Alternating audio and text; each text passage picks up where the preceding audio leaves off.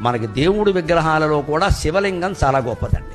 నేనేదో పక్షపాతంతో అనడం లేదు, శాస్త్రీయమైన లాజిక్, తర్కం. శివలింగం గొప్పది. ఇతర దేవతా విగ్రహాలన్నిటికంటే శివలింగం గొప్పది. ఎందుకంటే శివలింగానికి కళ్ళు, ముక్కు, చెవులు, కాళ్ళు లేవండి. గమనించండి. కృష్ణుడికి ఉన్నాయి, రాముడికి ఉన్నాయి, వెంకటేశ్వర స్వామికి ఉన్నాయి, అమ్మవారికి కూడా ఉన్నాయి. శ్రీమాత, శ్రీ మహారాజ్ఞ. అబ్బో, ఆవిడ మామూలుగా కూర్చోదు, కాలేసుకుని కూర్చోవలసింది. అవన్నీ ఉన్నాయి. శివలింగాన్ని మీరు గమనించండి, అంతే ఇలాగే బోడిగా అలా ఉండిపోతుంది. ఎందుకని? అన్ని మీద నీళ్లు పోసినా జారిపోతాయి, పాలు పోసినా జారిపోతాయి, క్షీరాభిషేకం, తేనె పోసినా జారిపోతుంది, మధువుతో అభిషేకం, పళ్ళరసాలు పోసినా జారిపోతాయి, అన్నీ జారిపోతాయి. అంటే శివుడు ఏం చెబుతున్నాడు? నీ ఆత్మస్వరూపం ఇవన్నీ వచ్చాయి జారిపోతాయి, వదిలేయి.